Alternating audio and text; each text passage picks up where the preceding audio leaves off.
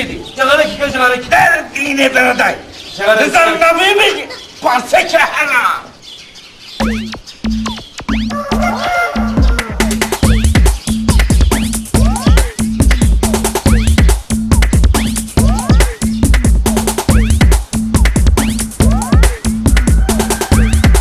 DİNE Huzni. Hala bilirim. Acayip alimi parse. Cigara ki. İstek demiş ki. La vasfaleyim o. Cigara ki. Derken kurekleri. Cigara ki. Siktir be.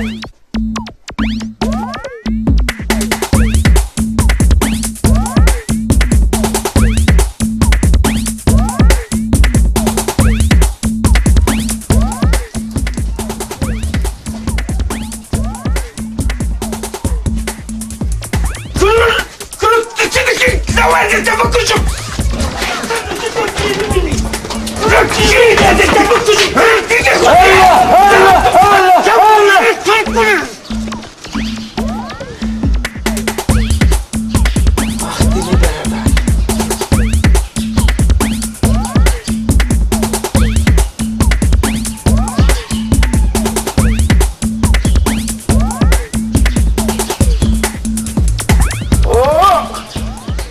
Cangirani deme şu begeğini. Ha?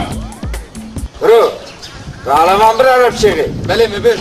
Allah Paris Beradaye. Na, gobraz defter atayım benim size. Nerede?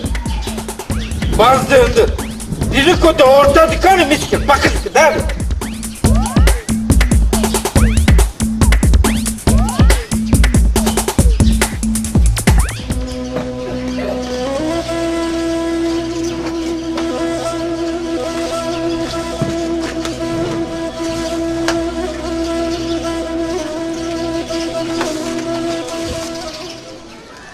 Vay kimler gelmiş.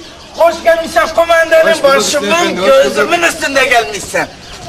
Vallahi dedim hayalsen benim bir çayımı içmezsen ben seni bırakmam.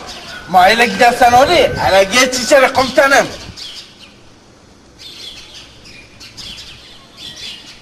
Geç içeri. Buyur kumandanım. İşte biz de bu yüzden buradayız ki Hüsnü Efendi. Hoş gelmişsin, geç içeri. Geç. Vay başımın üstünde, gözümün bir bokunda gelmişsin. Emret kumandanım. Hay Allah. Gene Japonca yazmış. 3 kilo pirinç, 2 kilo mercimek, 30 tane yumurta. Cigaraları unutma. 2 tane mal var ya.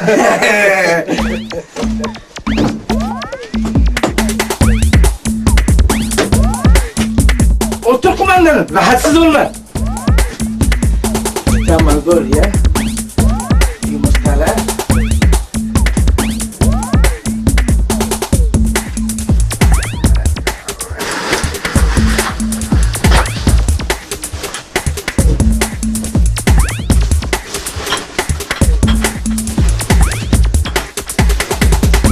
Sen işine hazır kumandanım. Ya Hüsnü Efendi. Bir çırağın olsaydı da bizim eve yollasaydık. Bugün de senin emrindedir kumandan. Şşt! Karo! Buyur komutanım. Bizim evi bilin mi lan? Basın evi kim bilmiyor komutanım? Bu çuvalı alacaksın, bizim eve götüreceksin. Hanıma diyeceksin ki, ne yapacakmışsın söyle bakalım şimdi. Bu çuvalı alacağım, sizin eve gideceğim. Karıya diyeceğim ki... Hanıma ulan hanıma dangalar! Hanıma, Bu akşam eve biraz geç geleceğim. bu akşam eve biraz geç geleceğim. Ben geç geleceğim. Ben geç geleceğim. Kuru. Kumandan da geç gelecek. Kumandan ben geç geleceğim. Al bu çuvalı. Ver bu çuvalı. Ver. Gel buraya gel.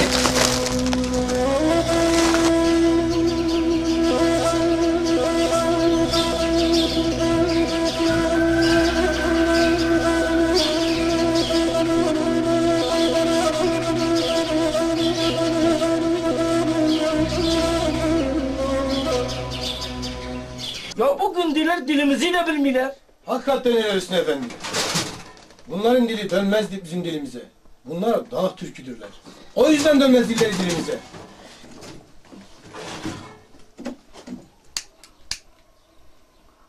Vallahi sen doğru söylüyorsun. Ben de diyeyim bugün diler niyettir ki bilmiyorlar.